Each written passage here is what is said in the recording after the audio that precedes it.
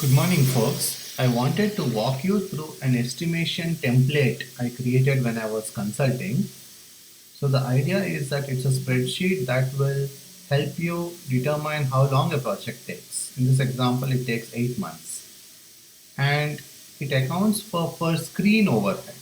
So, if you see, you can define the project into a bunch of milestones, and let's ignore that. You have a number of screens in each milestone or otherwise, right? And within each screen you have a bunch of tasks, and there may be some tasks like show marketing video that occurs only in one screen, and there are other tasks like navigation that occur in all screens, and then there are other tasks like analytics which are independent of screens, or dealing with Apple rejections and setting up accounts and billing and so on. So you have three types of tasks: common to all screens, specific to one screen, and independent of screens like these. And we also have UX tasks. And for each of them, we have a best guess and we double it to come up with a time. And these are in days. And this spreadsheet helps you calculate all this. So, for example, let's say you don't have 5 screens, you have 8 screens. Then the project will take 11 months. And I did this when consulting because clients want to know at the beginning how long a project will take and how much it costs. The spreadsheet also used to calculate cost. Since that is no longer relevant, I've removed it.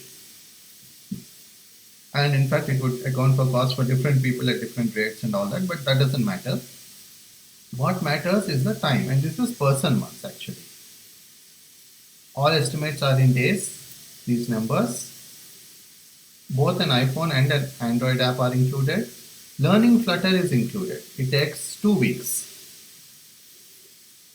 because when you do a project, there is something you need to learn and you need to account for that. You can't just ignore it and hope that it will work out, right? Because it will take up time, whether you account for it or not. So better to account for it. This includes backend using Firebase, like a traditional backend like we have in Squadcast with a project by itself, that's not included. This is only a CRUD app.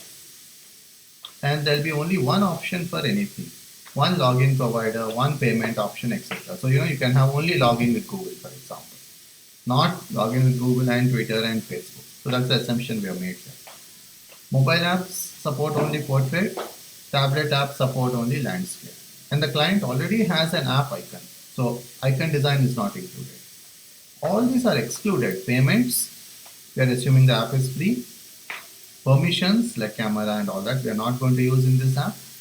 Notifications, it won't work offline, it won't have any settings. It'll support only the most recent version of iOS or Android or the browser or whatever. There's no onboarding, there are no custom views. So if you have, let's say, a checkbox, we'll just use the standard iOS or Android checkbox, not a custom one.